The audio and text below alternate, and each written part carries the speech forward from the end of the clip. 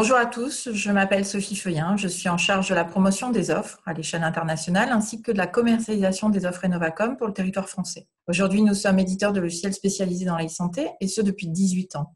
Et nous sommes filiale santé d'Orange Business Services.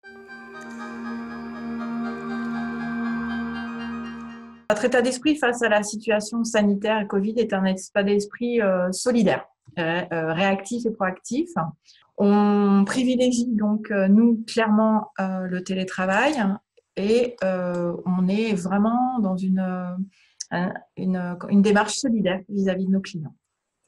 On est bien conscient que nous sommes dans une situation sanitaire exceptionnelle où l'information et la communication sont essentielles, que ce soit chez nos clients pour les professionnels de santé et le personnel de soins, mais aussi en interne pour les équipes d'Enovacom pour garder une cohérence et une cohésion tous les jours dans notre travail, notre quotidien et pour rester performants.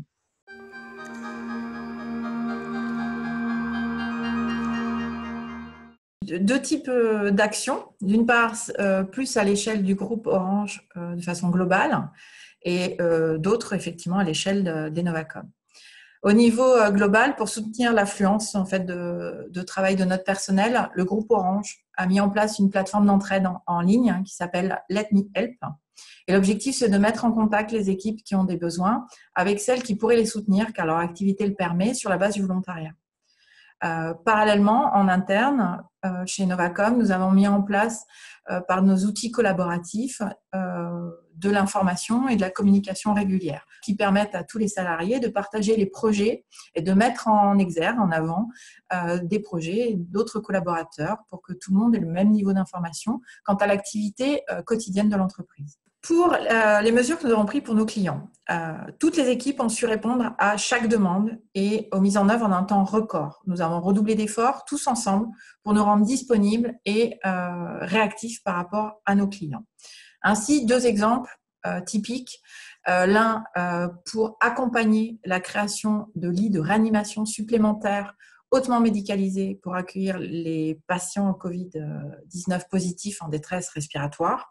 Nous avons par exemple fait des extensions en quelques jours de la solution qui s'appelle Enovacom Patient Connect, qui permet donc de connecter l'ensemble des appareils biomédicaux et de remonter, d'intégrer l'ensemble des informations, c'est-à-dire constante vitale et paramètres patients, dans le système d'information.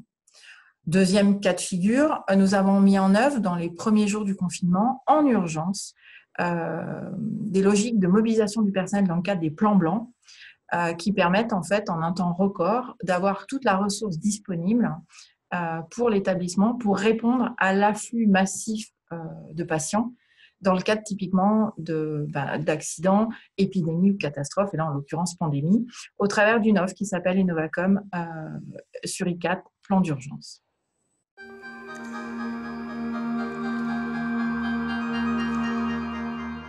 Notre première priorité, c'est de garantir toujours le niveau de service avec la proactivité qu'on a su développer pendant cette période de confinement.